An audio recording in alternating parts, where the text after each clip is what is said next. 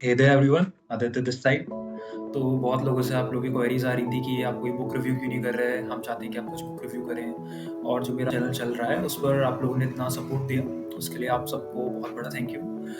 मैं आज आपके साथ में एक बुक रिव्यू करने वाला हूँ और हम एक सीरीज़ बनाएंगे इस चीज़ की, जो कि मैं कोशिश करूँगा कि लगातार आप लोगों को अपडेट्स देता रहूँ और लगातार आपसे वो चीज़ें शेयर करता रहूँ। आज हमने जो बुक चुनी है वो बुक मेरे दिल के बहुत करीब है।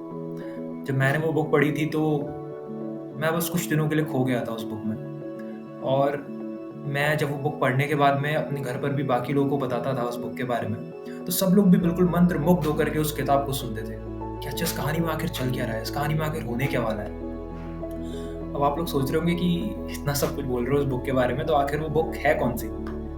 तो उस बुक का नाम है the man eating leopard of Rudraprayag by none other than Jim Corbett himself.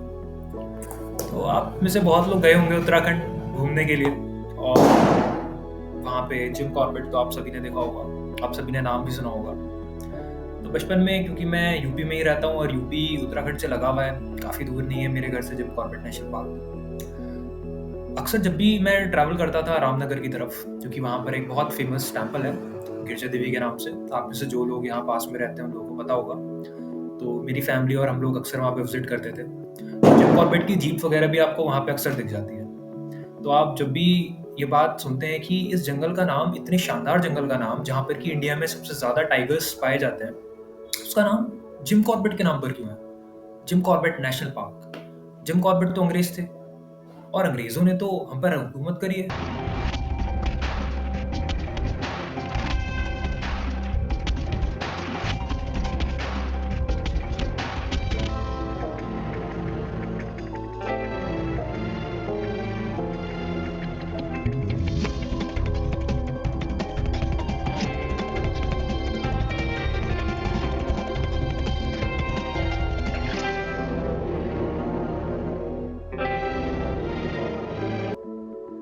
आखिर इतने अच्छे इंडिया के नेशनल पार्क का नाम एक अंग्रेज के नाम पर क्यों था, ये सवाल मेरे दिमाग में अक्सर था। और इस सवाल का जवाब दिया इस किताब ने मुझे बताया कि आखिर जिम कॉर्बेट थे कौन, जिम कॉर्बेट का कंट्रीब्यूशन क्या है। तो आइए शुरू करते हैं। इस किताब के बारे में मैं आपको बताऊंगा और आप मेरे साथ इस जर्नी पर चलेंगे। हाँ बिल्कुल, मैं आपको सब कुछ नहीं बताने वाला इस किताब के बारे में, क्योंकि वरना फिर आप पढ़ेंगे क्या। तो फिर चलिए, अब ज़्यादा बातें ना करते हुए शुरुआत करते हैं हमारी किताब की। और मैं शुरुआत करने जा रहा हूँ पहले चैप्टर से। सब लोग वैसे पहले चैप्टर से ही शुरुआत करते हैं। वैसे आज दशहरा है, तो happy Dussehra to all of you. और आपको आवाज़ आ रही होगी कुछ पटाखे फूटने की, तो गली में मेरे यहाँ कुछ बच्चे रहते हैं, तो वो लोग अभी पटाखे फोड़ रहे हैं, तो आप लोग माइंड मत करिएगा उस चीज़ को। तो पहला चैप्टर है द पिलग्रिम रोड। शानदार।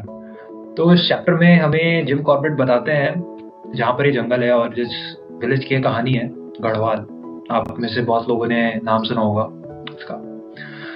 वो बताते हैं कि जितना सुंदर गढ़वाल है उतना ही दहशत से भरा है वहाँ का वातावरण। और दहशत भी ऐसी वैसी नहीं।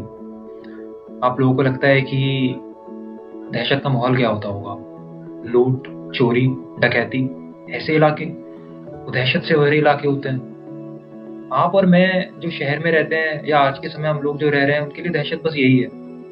लेकिन उस जमाने में जबकि ये बात है, तब दहशत का नाम था वो लेपर्ड। वो जिसके डर से लोग शाम होते ही अपने घरों के दरवाजे, खिड़की दरवाजे सब बंद कर लिया करते थे।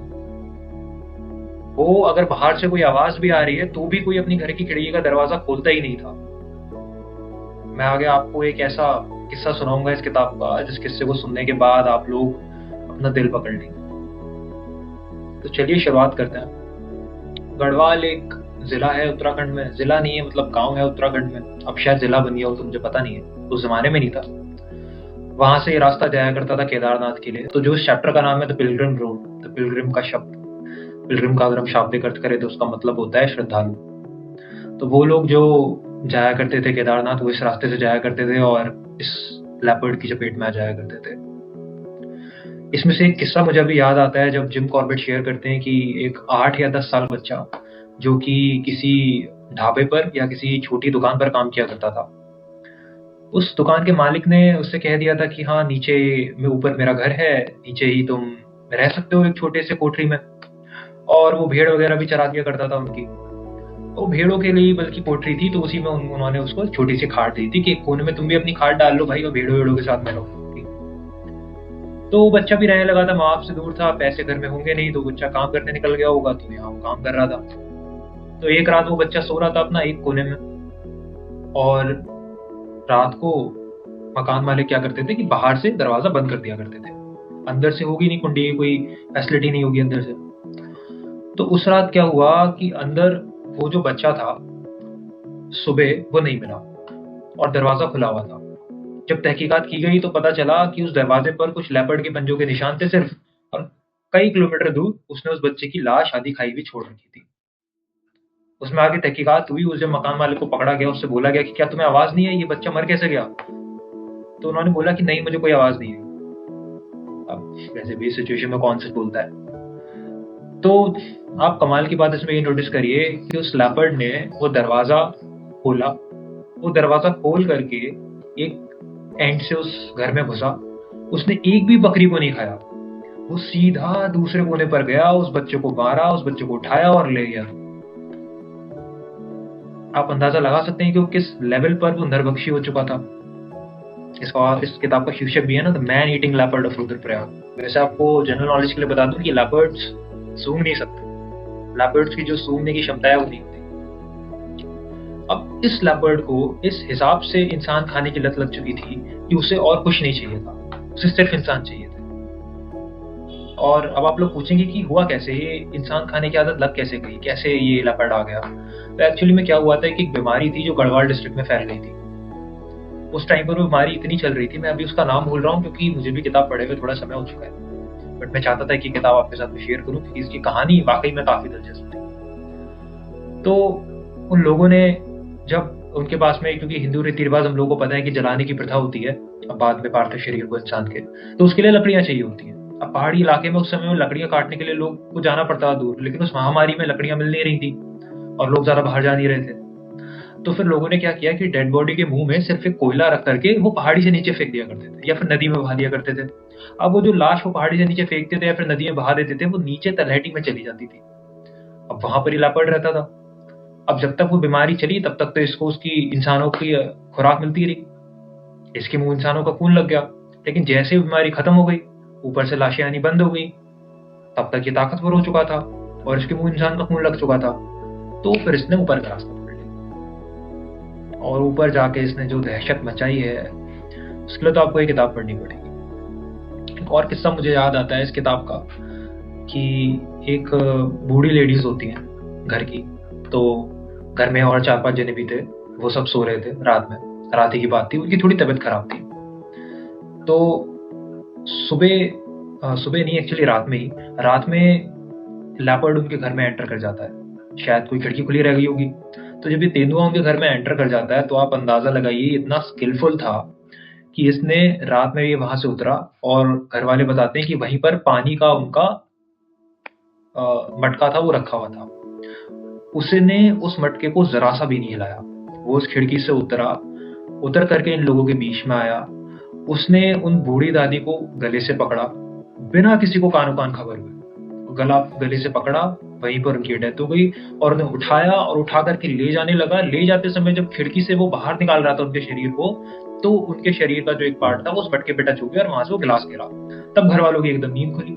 अब नींद खुली तो उस लेपर्ड को पता चल गई लोग जग गए, तो वो उन्हें छोड़ करके भाग गया। आप अंदाजा लगा सकते हैं इससे कि क्या स्किल थी उस जानवर के अंदर और कितना खतरनाक हो चुका था वो जानवर। आप जब इस किताब को पढ़ेंगे तो आप सिर्फ एक किताब नहीं पढ़ेंगे, आप पढ़ेंगे कि डर क्या है, क्या मैं और आप जो जीवन जी रहे हैं उसमें कितना डर है, और जो इन लोगों ने जीवन जिया उसमें कितना डर था। एक किस्सा मुझे अभी और याद आता है कि 2 लोग रात में बैठे हुए सिगार पी रहे थे उस किस्से में, और ये मेरा एक बड़ा आश्चर्यजनक किस्सा। ये किस्सा मैं अक्सर लोगों को मैंने बताया इस किताब को पढ़ने के बाद। वो एक ऐसे रूम में बैठे थे जो कि रूम एक एल शेप में था, एल शेप का मतलब आप समझ सकते हैं ना कि एक सिरे पर अगर आप होंगे तो आपको दूसरा सिरा नहीं दिखेगा एल में।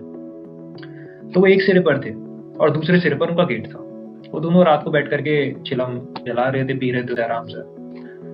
तो एक व्यक्ति ने दूसरे व्यक्ति को वो सहकार पास करा। होता है ना जैसे कि सिगरेट भी दोस्त यार आपस में पीते हैं कि एक ने पी फिर वो दूसरे को देता है, फिर दूसरा पीता है, फिर वो दोबारा फिर वापस करता है। तो उनका भी कुछ यही चल रहा था। तो वो जो अपने दोस्त को देते हैं तो वो दोस्त पकड़ता नहीं है उसको और वो नीचे गिर जाता है। तो पहला दोस्त दूसरे से कहते हैं कि अरे यार क्या कर रहे हो यार, ये नीचे गिरा दिया तुमने, संभल करके पकड़ो जरा, कमरे में अंधेरा था, कुछ जला नहीं था। तो एक उसका जो अंगार होता है वो आगे तक चला जाता है, तो वो उसको उठाने के लिए आगे बढ़ता है और वो गेट की तरफ देखता है। और वो गेट की तरफ देखता है तो उससे बाहर चांद दिखता है। चांद को देख रहा होता है कि चांद कितना अच्छा लग रहा है। और जो भी उसकी नजर नीचे पड़ती है उसकी हवा खराब हो जाती है, क्योंकि नीचे लापट था, उसके गेट पे खड़ा हुआ। अंधेरे में उसे बस इतना पता चलता है कि ये मेरे गेट पर खड़ा है, लेकिन जब वो थोड़ी देर उसे देखता है तो उसे पता चलता है वो आ नहीं रहा है, वो उसके कमरे से बाहर जा रहा है। उसके दोस्त को अपने मुंह में दबाया। आप इस बात से अंदाजा लगा सकते हैं कि उसे ये पता ही नहीं चला कि कब वो लेपर्ड उसके घर में घुसा अंधेरे में, कब उसने उसके दोस्त को मार दिया जो उसके बगल में उसके पास बैठा था, और कब वो उसे ले जाने लगा।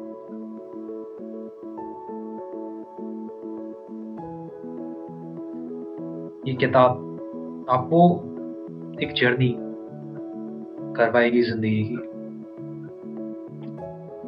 तो कुछ ये किस्से थे इस किताब के बारे में जो कि मुझे लगा मैं आपको बताऊं, आपके साथ में शेयर करूं, आपके मन में एक भावना पैदा कर सकूं कि इस किताब को पढ़ने की, तो क्या आप सबको पढ़नी चाहिए।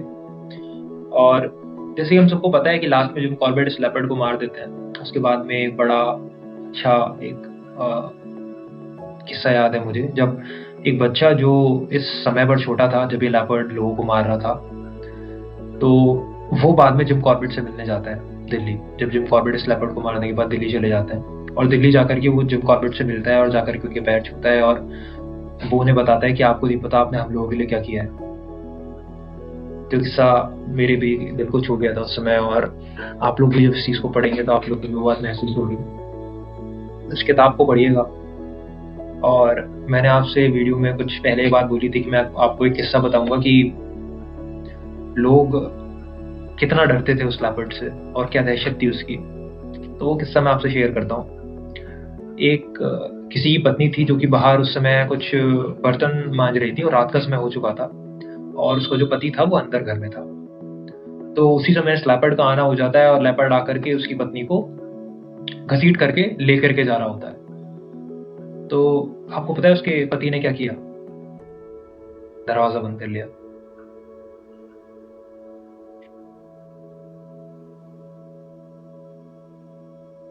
खैर,